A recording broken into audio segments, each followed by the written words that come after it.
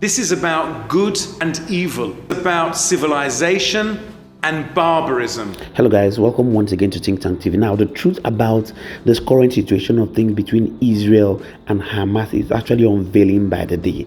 As information reaching us has it that the $6 billion that was actually released to the Iranian government by America in order to swap 6 American citizens that was held hostage by Iran is actually the money that Iran has actually used to fund Hamas in order to attack Israel. Now, a lot of information has actually been trailing on the internet, but I know it's very difficult to simmer which of the information is actually verifiable. But in this video, I'd like you to hear directly from an ambassador of Israel as he speaks truth to power, unveiling most of the reason why Hamas has decided to take the position they have taken against Israel and the brain behind all this attack.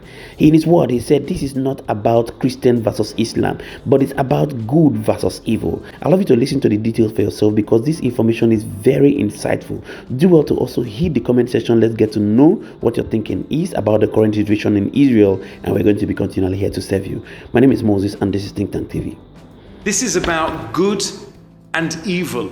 This is about civilization and barbarism. Either you stand with people who are defending themselves, or you stand with those who cut the heads off babies. That's what this is about. It's not about anything else. Okay? We are in Nigeria at the moment, and unfortunately Nigeria has also known terrorism. You know what it's like when terror groups like Boko Haram kidnap young girls. There's never a reason for it except for hate. When terrorists blow up the United Nations building here in Abuja, there's no reason for it except for hate. This is not about religion. This is not about Islam or Judaism or Christianity. This is about evil and good. These Hamas terrorists are not acting in the name, they're using the name of Islam. But there is no Muslim that I have spoken to, many Muslims, imams, religious leaders who have expressed their shock and their outrage and their disgust of what we've seen, because they know that this gives a bad name to anybody who is claiming to be doing this in the name of Islam, and they're not. And it should be really clear that this is really nothing to do with that. So Israel is going to do what it needs to do in the coming days and weeks in order to destroy Hamas. Because if you want peace and you want to see an accommodation between Israelis and Palestinians, then Hamas can have no part of that. These are not people who you have peace with. I remind you of 2 other things: that in 1993 we signed the Oslo Accords, which was meant to be a new age of peace with Israel and the Palestinians. The first people to reject that were Hamas. Hamas were the ones who say there can never be peace, there can never be anything but the destruction of Israel, the death of all Israelis, the death of all Jews. And those people who say, well, maybe this is about occupation. In 2005, Israel left the Gaza Strip. Every single soldier, every single civilian left. Every single one, every single Israeli. So this is not about that. This is not about it at all in any way whatsoever. And we as a people are in shock.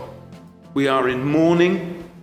And anybody who tries to justify this, I think that is clear to all of us, that anyone who won't condemn this, anyone who won't come out in a clear voice condemning this, needs to ask where their moral compass is. Because if you can't loudly and clearly condemn the murder of nearly 1,000 civilians, of cutting off the heads of babies.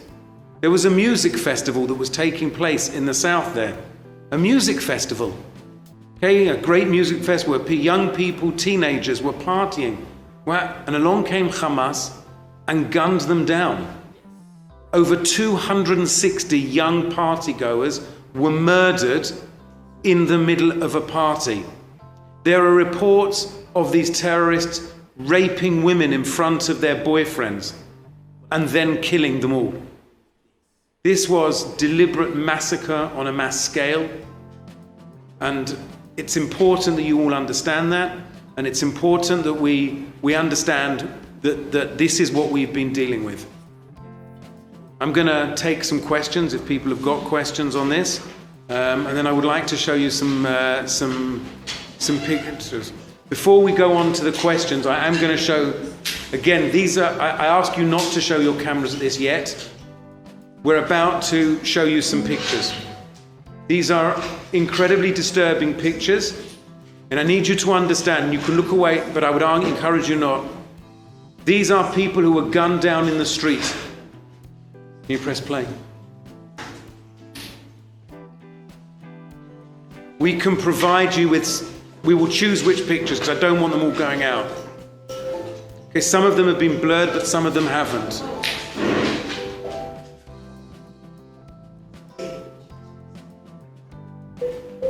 This is the party.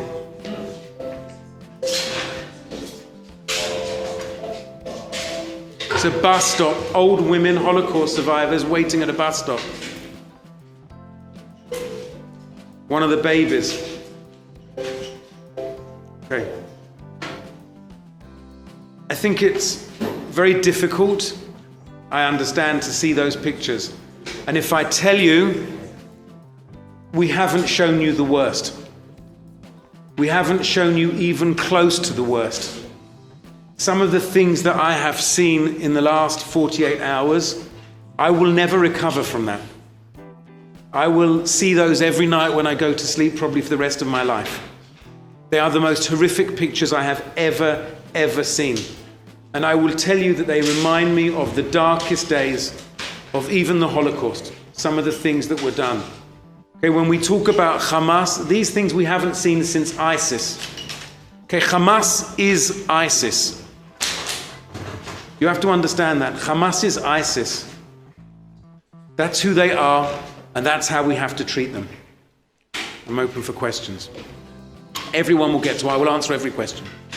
You've seen it for yourself. Now, in the words of the leader of Hamas, this is the day of the greatest battle to end the last occupation on earth. And information has it that Joe Biden, the president of America, has actually declared full support for the Israeli nation, referring to their relationship as rock solid. Now, evidence of the Iran's involvement include the meeting in Beirut, the fact that the attack was coordinated with other Iran-backed militant groups, and the use of sophisticated weapons and tactics that are beyond Hamas capabilities. Now, Hamas has actually come out to say in a public statement that if Israel continues to attack them, they are going to send most of the hostages in their custody to RIP. Talking about the international reactions, Joe Biden has actually come out to say that his support for the Israeli nation is unwavering as he condemns the attack by Hamas on Israel.